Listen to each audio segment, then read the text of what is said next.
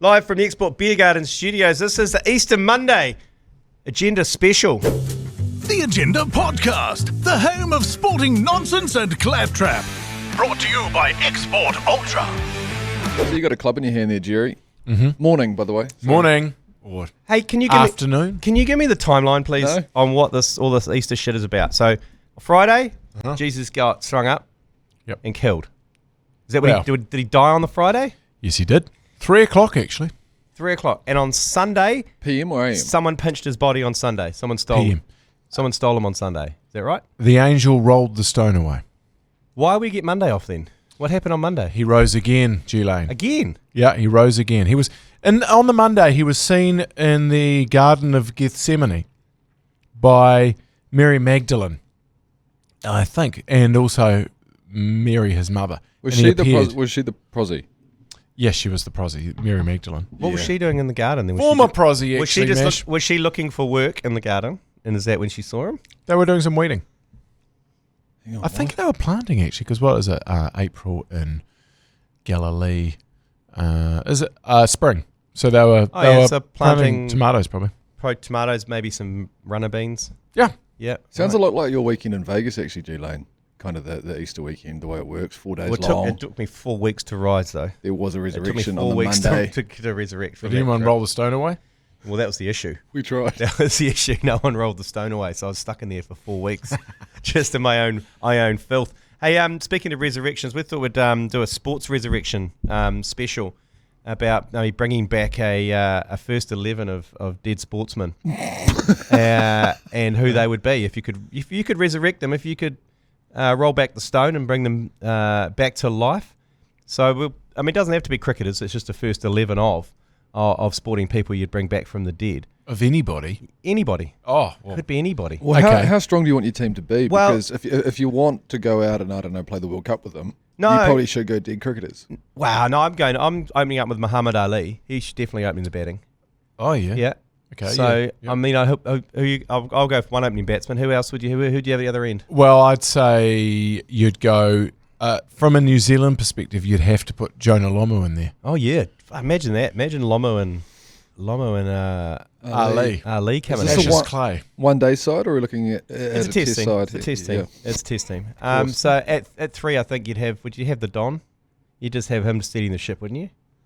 Absolutely. If you're going to have a cricket team. Would you go Bruce McLaren? I mean, are we yeah. going into the like realm this. of auto sports here? Yeah, motor games. Absolutely, you can. So you'd probably think about Bruce. Does Schumacher count? Well, he's not quite dead, but he's brain dead. Mm. So, technically, he's still alive. So, No. I don't think you can put him in there. Yeah, I don't think he does count. Good No. question though, Jerry. Thanks, Mash. What if he been your captain? Schumacher. Yeah, I don't know about the pair. I don't know about. He's a bit too selfish for you're captaincy. right. Was You do have run into Um, those types of issues. for me. Babe Ruth. Yeah, Yep. the big hitter, big hitting number 4, maybe. Now we're talking. Would you have McLaren at 4? Would you? I'd have McLaren behind the stumps. I'd go McLaren. Down more Yeah. sort of. Maybe, keep a batsman. Yeah. Sort of number 7, number 8. Yeah, I think so. He's a little guy, wasn't he, Bruce? Yeah, Babe Oh, Ruth. was he? Yeah.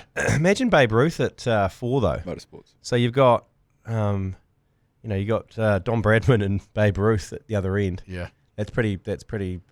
Who's your bowling intimidating. attack? That's what concerns me. I mean, Well, we've still got 5. Yeah, I don't want to skip too far ahead, but I feel like filling the batting positions is easy enough. Who's some big units, some big old, Some tall big timbers. big old units that can come off the back fence. You got Shane Warne, obviously. Oh, He's got to be in the team. yep. Absolutely. Yeah. Would you put Lofty Blomfeld in there? Remind me again who Lofty Blomfeld is. Lofty Blomfeld, the wrestler. Jerry's the only person that knows who The wrestling superstar, Lofty Blomfeld. Really? Is Yeah, well, you got some. You've got What the era? Ultimate Warrior. Oh, it was Like, in you've that got- area. No, Lofty Okay. Blomfeld was more my grandpa Bill's era. Okay. In fact, he knew Lofty Blomfeld. He had the octopus clamp. He put you in the octopus clamp if you weren't careful. Wait, your grandfather Pussy or clamp. Lofty Blomfeld? My grandfather, Grandpa Bill, he put you in it. He learned it from Lofty Blomfeld. Right, okay. Was Lofty a Kiwi? Yep, Right. Lofty. He Resigning loomed large over the pro wrestling landscape in the 1940s, 50s, 60s. 30 years. That's a good career. He was a big name, Lofty Blomfeld. What a big right arm Right arm medium, right arm fast. No, I think he probably bowled leg spin. Really? I'd say spinner, yeah. Well, you can't have two leg. You can't have Warner and Lofty Blom. Maybe a finger spinner. A finger spinner. Yeah, coming in from the other end. Pisses me off is when you play cricket with a tall man and they bowl spin. Oh, yeah. I know we've talked about this many times on the ACC, but I've seen so many wasted medium to fast bowlers here in NZ because they all want to bowl off spin or leg spin. Wow, it's the lazy man's option, isn't it? Is that what it is? Yeah, Absolutely. Well, they probably were failed seam bowlers, and then they've turned to spin at some point. I mean, no one starts as a spinner, do they? No. Yeah, Vittori's a classic That's example. true. He started at his pace and worked out he was rubbish. He just bowled these big left arm and swinging half volleys that you just put back over his head. It was a good move. He decided to bowl those left arm spinners. It was a good move. Thank God for that. I actually, when you're playing against teams, you know, when you turn up as a youngster, and it happens in rugby too, and you size up the opposition, and you see a big unit, a big tall unit, and you go, oh God, this guy's going to be able to rip it down. Yeah. And then you see him bowling the warm-ups, he's bowling spin, and it's like, thank God for that. There's a West Indian. Remember he came over, the West Indian guy was about 6'8". Remember that? He came off the bus, and I remember the Auckland, what's that? Solomon Ben, that was it. Oh, yes. And he got off the bus, and I remember Paul Ford might have been working at Auckland Cricket at the time, and they were having a warm-up game against the Auckland team, and Solomon Ben climbed off, like basically unfolded himself off the bus, and he said the entire Auckland team were like, oh, fuck. Yeah. They were like, Scout's get him. That's Scout's get it. terrifying. And then they saw him in the net, so he bowls nice juicy off spinners. And he's off, and he's uncoordinated. Yeah, he's just coming off two paces. We had Tim Oram. He'd do the opposite from the same seat as myself and Jacob Oram, and he'd rock up with some slides. He was a massive boy, all shoulder, and he'd rock up with his Crocs on and his Woolies socks on and his Canterbury shorts on, and then just bowl some offies, and then he'd steam in at about 135 k's. It was one of the best things I've ever seen because he'd do the opposite. Yeah. Yeah, he'd go with the tactic of you'd be feeling comfortable, Jerry, if you rocked up with the St Paul's first 11 or whatever. Well, we had a similar guy on the St Paul's first 11, Big Glenn Morrow, who was a big unit. He was essentially a man when he was about 10. He had a beard. He was huge. And his pre game warm up would be to get the youngest member of the team to go out into the pitch and to give him throwdowns, and he would just hit them out of the ground, every single one, eh? So you go, oh fuck, I gotta go give Glenn Morris from throwdowns. You could take out a sack of balls and he'd just hit every single one of them into the swimming pool, and then we'd walk off. Yeah, he had a Kookaburra Ridgeback, and he just launched them into John Lloyd's house, and then you'd have to go and pick it up. But he bowled off spin, and he was a strapping unit, GJ Morrow, and he What was his middle name? John. Could you Glenn. just put that face down for the camera? Sorry about Joe Jerry. Sorry, Joe. Glenn John Morrow. Named after the great John Morrow. John Morrow. Of course, yeah. John Morrow, one of the best people you ever meet. Yeah, but Played for Waikato, front row. shit, he was a dirty bastard. Yeah. One of the great lines was I was talking to one of John Morrow, front row for the Waikato. I said, what was John Morrow like as a player? He came back, he goes, shit, he was a dirty bastard. When that's the first that thing. was Tocker. Shit, he was a dirty bastard. He played first five. He said he went nowhere near John Morrow.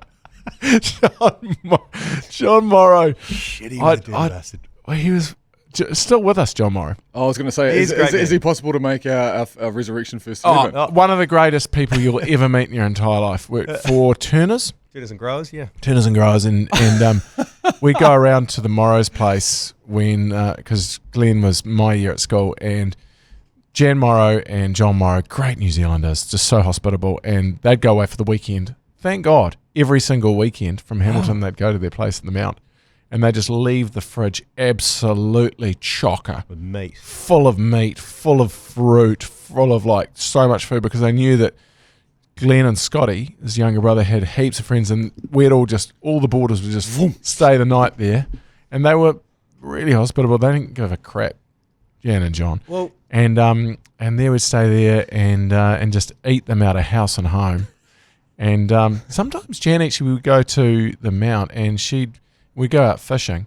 John would gut the fish and fillet the fish. He was quick, and Jan would then cook it. She could cook fish, Jan Morrow. she could cook a tirakihi and butter. And Yeah, butter. a lot of butter. Exceptional. A lot of butter. Oh, great Hot Love pan. Jan Morrow. Hot Funny pan. thing is about this. Shout out to Jan Morrow if you're listening. We're going down a Oh, she will rabbit be. hole here, but the other day, we live in a simulation because the other day a guy came up to me and said, I think I had the same headmaster principal as you, Steve Carl.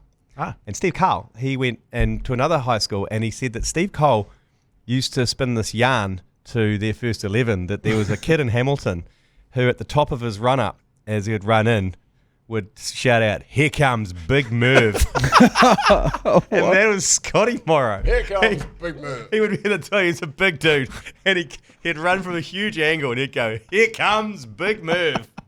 And he'd And sort we're of in the slips, roll his way in. He actually got.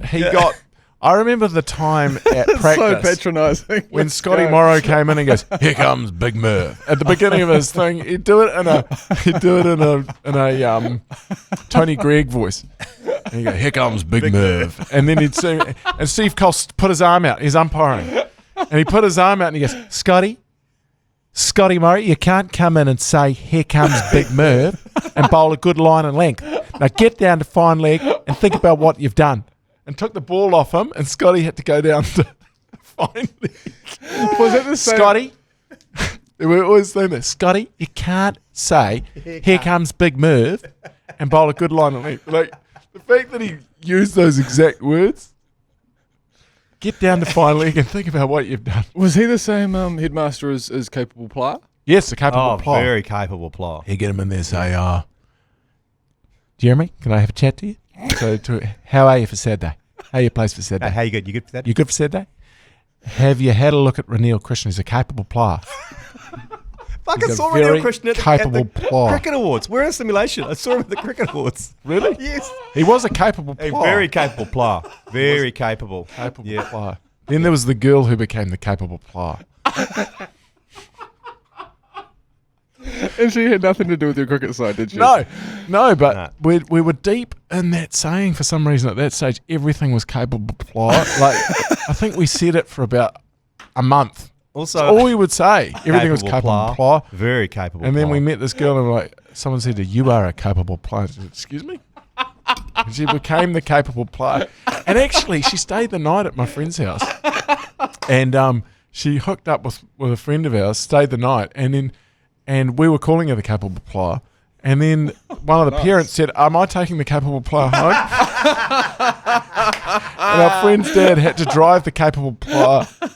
All he knew was that her name was the capable player. Fuck yes. Well, shout out to the capable player. Yeah. Oh, should we probably listen to this going, "I am the capable player"? Yeah, she's probably still very capable. She was like, "Why do you call me the capable player?" I was like, "Don't worry about that. It's You're a irrelevant. capable player." Very capable. So we player. have our number 6 wicket-keeping Oh, batsman. shit, we're That, still well, doing yeah, this. that's Bruce McLaren. No, we need more bowlers, don't we? Yeah. Yeah, we do. We need more Okay. dead bowlers. Joe Jury's got Jesus as the 12th man. That's quite a good one, actually. Oh, Jesus is 12th man. Okay. Yeah, he could Yeah. turn one into water. 11 we need. We need a 10. We need an the opening opposite of bowling one, partnership. Really bad. We need a hostile opening. Yeah, okay. Well, no, I was thinking Ben Hogan, but I mean, the golfer, but he's not. He's more of a sort of number 5 batsman. isn't he? Yeah, he has more of a noodler. I think. Number 6. Good timing. Yeah, Yes, number 5, number 6. Working the He'll ones and stabilise twos. an innings if, you know. Working the top ones order and club. twos. Who's some big? Andre the Giant. Oh my God! No, yes, he's a capable absolutely. player. He's a He's a capable capable player. He'd become. He's Here comes. first change probably. Yeah, but get a little bit of extra bounce Here and comes probably Big Andre. move it off the seam. Nice tall action. Here comes Big Andre. Pulls Yeah. that chain down. Hey, is that him in the Princess Bride movie? Yes. Yeah. Yeah. I was watching that the other night for the first time. Weird movie. Jesus. There's some great stats around how much piss he could drink. Oh, massive pisshead, like next level. Well, he's huge. You drink a bottle of wine for breakfast, and then he just And did you see the photos 6 of bottles of him wine a holding day. a can? Like, you know those little tiny mini cans you can get on the airplanes that look like that in his hand? And he was, Yeah. I reckon he drank like 63 of them or something. Wow. He was a shocker to wrestle against because he would literally beat you up. He's He apparently stunk. he couldn't act, could he? Because if he body slams you, it's his whole weight on you, isn't it? Yeah. No, you used to apparently fight with him. Nobody ever wanted to wrestle with him because he actually did get quite badly smashed over. He kind of couldn't coordinate the fake punching. He'd just Right. punch you in the face. That's why Hulk Hogan was always against him. He's one of the guys that could handle it. Yeah, right. They do get quite badly smashed up. Yeah. Oh, fuck yeah. They're still, yeah. Okay, so he's opening up. He's Yeah. opening up from the from one end. Yeah, have we got any basketball greats who are dead? Yeah, like Wilt Chamberlain, is he dead? Is he Wilt? Is Wilt I don't know if he's dead or not. Is he? Is he? Is he? I'm not too sure. He would be a good opening bowler. That would be a good option. Oh, Yao Ming would be great, but he's not. He's still with us. He's still with Yeah. us. I mean, write these down, Jerry. I understand that you've got a Dead or Alive segment on Radio Hauraki, one of your more successful segments. Thanks. And, one of your more engaging ones, I should Wilt say. Chamberlain, he's dead. He's Oh, well, Chuck Wilton. yeah, Wilt died in 1999.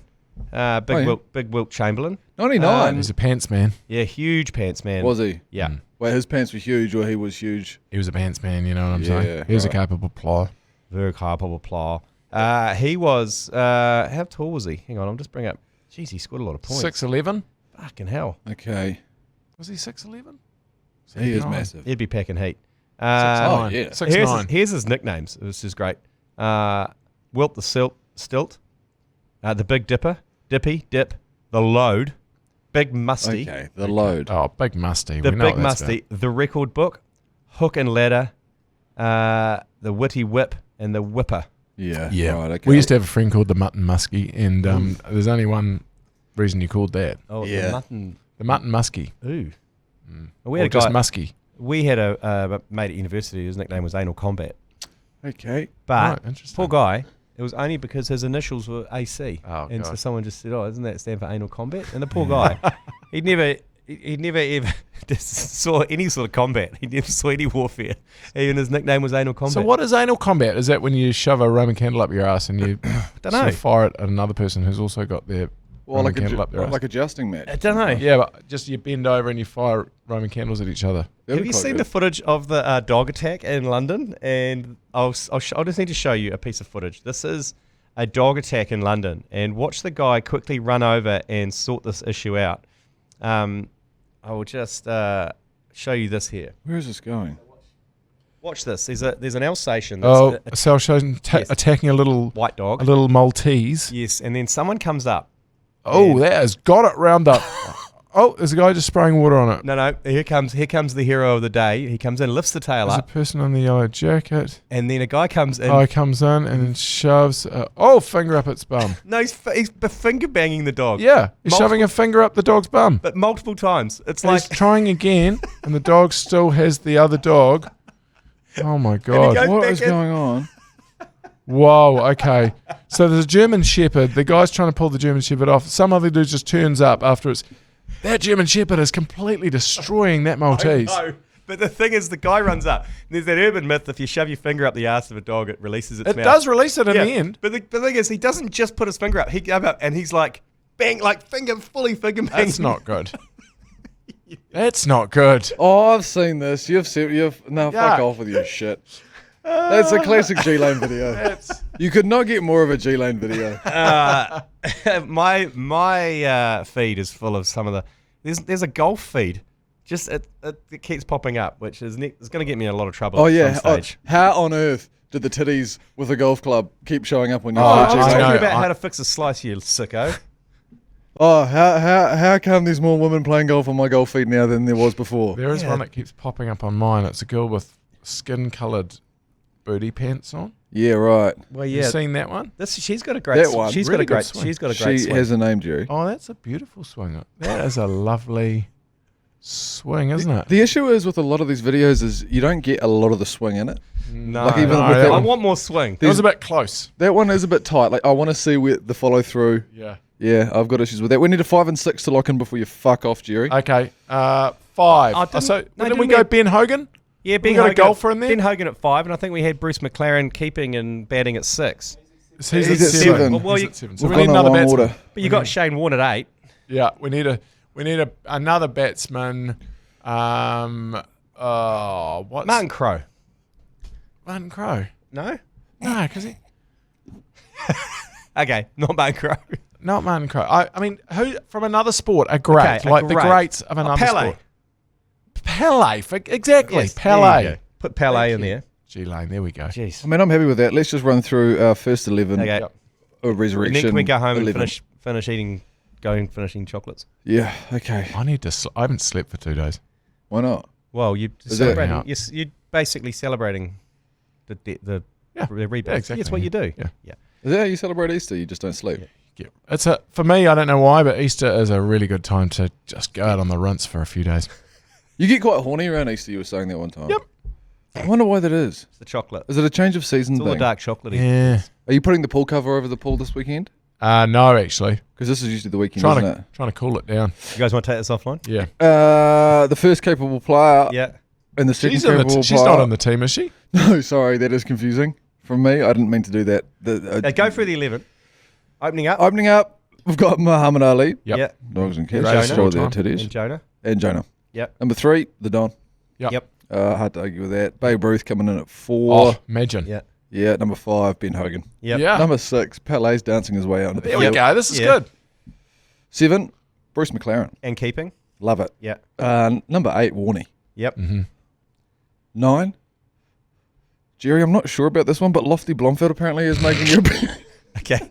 It's It's good. I Okay. tell you, if Lofty at 9. Yeah, if you know your wrestling history, you'll Okay. understand. Lofty at 9, and then we've got 10. We've got Andre the Giant. No, we got Wilt. Wilt Chamberlain, and then 11 is Andre Giant. Yeah, and then the 12th 12th man is Jesus. Jesus. Yeah. That's good, man. It's good. That's good. Okay. I'm not going to lie, you coming in with your Lofty Blomfield feels a little bit like the guy did in Moneyball when he comes in and just tells everyone else to shut up and go, guys, trust me, Lofty Blomfield's the man. It's going to require some results. Mate, Lofty. you young people, do your research, all right? You've got no interest in history. Do your research.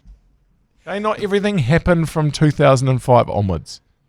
Okay, there were some things that happened in the 1940s, 1950s, and in the 60s. Righto. Sure. Okay. Well, have a Right. great Easter Monday. Thanks, All right. Jerry. Thanks, I'll Wells. let you I go to back. You sleep get now? some sleep. Go get some sleep. Or Actually, not. no, Or I'll not. get back Or on. not. Yeah, that's I'm right. gonna Okay. stay on The Agenda Podcast, the home of sporting nonsense and claptrap. Brought to you by Export Ultra.